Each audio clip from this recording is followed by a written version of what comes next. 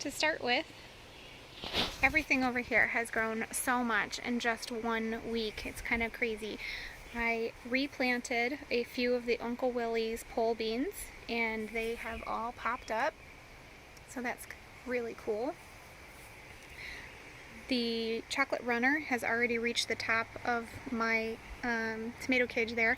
I'm going to have to send up a little, I think I'm going to tie it up is what I'm going to do. I'm going to tie it up and just tack it temporarily to the porch so that it has something to climb up to. And then the provider beans, they're doing very nice. I haven't seen any flowers yet, but it's close because you can kind of see right there in the middle, looks like it's going to. And I'm super excited to see that all 4 red Malabar spinach finally popped up. And of course they did, because right in the center you can barely see the most teeny tiny little itty bitty bit of green, and that is round zucchini that I plopped in there because I figured there was only going to be 2 red Malabar spinach that came up. Then same thing over here in the middle, you'll see tiny little green spot. I plopped in a couple of the saffron squash seeds and they came up. But I still since I only have the 1 cucamelon coming up and it's so tinky tiny, I thought that there would be enough room. The peanut still looks really good. Bush cucumber looks good. All of them came up. And my potatoes are getting really tall. It's kind of hard to tell, but look at that. They look amazing. I have had to bring the 5-gallon buckets that I had on the outside with just a tiny little fencing around it. I brought them inside to kind of bolster my fencing to make sure that the wood trucks stay out. And so far so good. As you can see, everything looks so green. I've had a lot of growth in just a short amount of time, so let's go in. The mint has this funny little plant right here. I don't know what that is. I'm not sure if it's a weed, so I'm going to let it grow just a little bit just to see what it is, and if it ends up being a weed, I'll just pull it. The mint is still very, very small. I'm not sure if maybe I just have them overcrowded and that's the problem, but we'll see. And then look at this. How cute is that thing? Oh my gosh, this is the cucamelon, one of them. And it looks adorable, doesn't it? It's so tinky tiny. It's got, I think, those might be little itty bitty blooms that are going to be cucamelons. I don't know. We'll have to see. But all 4 of them look about the same. That last one is a tiny bit taller than the rest of them. Look at how cute that is, though. I mean, that's my hand. It's so tiny. It's taken a long time for it to get even this height, but it's so adorable. I planted a couple of lettuce seeds in with my lavender, just a couple, see what happens. Then there's my peppers. I've got 4 California Wonders. The one farthest down there looks like it's the tallest at this point. Out of all my peppers, the only ones not blooming are the California Wonders. And they're the only ones that I planted. So you can see that they're just, I don't know, they're just a little bit farther behind than the peppers that I got from Pat. I'll call them Pat's peppers. The watermelon looks good. My nasturtium looks good. I haven't had any flowers from this either, and I'm eager to see what these little flowers will look like. It hasn't done much except for grow leaves. I mean, the leaves are beautiful and they're edible. I haven't tasted them. My watermelons look cute though. This watermelon plant actually had a tiny little flower on it. So we'll see if that ends up becoming a little watermelon. Then I have the 2 fruition. They have this leaf curling going on that I noticed, and I've been reading up on it, and I think it might have been from pesticide residue from some hay that I put in the top to use as mulch and as fertilizer from guinea pig poop for fertilizer, and then after reading I realized that some of the hay can actually have leftover pesticide residue that wouldn't bother the guinea pigs but can make the tomatoes curl. Look at that. I have the one on the deck is really noticeable. These are curling too. So what I did to alleviate that problem is I pulled out all of the mulch that I have in the tops and just put in an extra scoop of compost over top to hopefully, I don't know, make up for what damage has already been done. So we'll see. This is what my tomatoes look like inside the bed, the raised bed. It's very windy. This one at the end is Queen Elizabeth. It does have some flowers. It's very exciting. This one is another of the super sweet F1 hybrid. And look at this. This is on the super sweet F100. Look at how cute that is. They're so cute. Teeny tiny little itty bitty tomatoes. This one is the lime green salad tomato, and it is just loaded with blooms. Look at how many are on just that one stem. That is so great. Then over here, look at that. Tiny little itty bitty tomato. I have this one marked because I had the little bag over top of it so that I can save the seed. This is the one that had just the huge stem, although what's really funny is now a lot of the other varieties have caught up. This one's the delicious tomato, and I also am saving seed from that. I still have the little bag on that one, so there's no fruit formed just yet. No fruit on these yet. It does have some other buds though, which is exciting. I've been trying to be really diligent about coming out and pulling off all the little suckers, so I've done a good job. Right now, I don't want them all to get too big for my little space here. This one's the early girl salad tomato, which is supposed to come up earlier than all the rest of them. And looks like I might be getting some buds soon, but it's definitely not as far along as the other ones, which is interesting because it's supposed to be.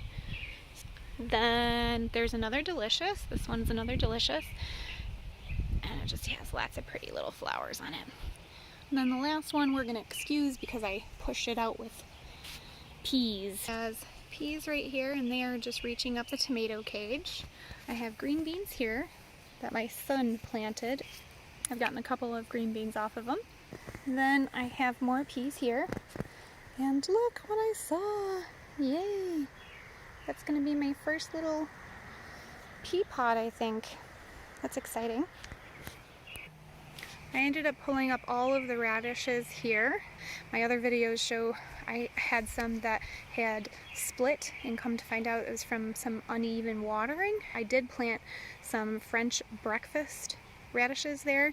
They haven't come up yet. I did have a little bird in here again. They find the soil so fast, the bare soil, so I'm not sure if it found the seeds or not, so I might have to replant those. Let's start with these peppers that are in the bed. Like I said, all of the peppers are doing great. All of them have flowers on them, except for the two that I planted, which is the Yellow Monster and one other California Wonder. So, but otherwise, it's very exciting. There's teeny tiny little buds on all of them. So exciting. And then this guy is just beautiful. That's the black check. Isn't that beautiful? Such a pretty flower. The kale is still doing really great, the frilly kale. I'm leaving these big leaves on them and then just coming through and chopping off these little ones and adding the little leaves to my salad. I'm finding that I also love young beet greens, so I've been pulling ones off that are about like this size and sticking those in my salad too. I really like them. Young salad greens are doing well. Spinach, the top row bolted, so I cut those out and put more seeds in that are supposed to be a slow bolt variety. I can't remember. Oh no, I'm sorry. That was just the Bloomsdale version. But again, the birds found it. So I have a terrible time with the birds. Strawberries looking pretty good. I've got some first blooms on some of my peas in this little square. It's very exciting. This kale and cilantro are still doing well. Just chop these for salad tomorrow. Got salad greens here. My trout lettuce, I've only got one there. Still eating it though. It's still making really nice greens. It's not bitter or anything yet, so hopefully I'll be able to pick that for a while yet. No blooms on this one either. Not sure how long it takes nasturtiums to bloom. If you remember from one of my tours, I had a terrible flea beetle problem, and you can see all of this white stuff is from diatomaceous earth that I sifted over top of the leaves, and it kept them off really well. It's working very nicely. I have brand new growth, those tiny little leaves right there that are not eaten up, but it did rain. You can tell it rained, and that's why it's all kind of mushed to one side. I need to respread it. But you want to see something really exciting? That's my first pineapple ground cherry. Oh my gosh, I'm so excited. I've got a couple other teeny tiny little blooms under there. Very exciting. So I need to redust it with some diatomaceous earth to keep the flea beetles off, because it's obviously working. My eggplant is doing well. Again, that was another one that I dusted with the diatomaceous earth just to keep the little flea beetles off of, but again it rained, so I need to reapply. But it looks like it's doing well. A funny thing I wanted to share, I've been waiting to pull these up until I did my tour, because I think it's really funny. This is why you shouldn't start radishes inside, or at least why you shouldn't wait very long to move them outside, because this is hilarious. Look at this. Look at that wonky radish. He wants to be a radish so bad. There's one. And this guy. Look at this. So funny. Look at that. So apparently they get pretty misshapen when you transplant them. Or at least if you don't transplant them fast enough, because I did start these in the house and they were pretty small when I brought them out, but I knew that they were a little leggy. So that's what happens when you have radish transplants and they get leggy.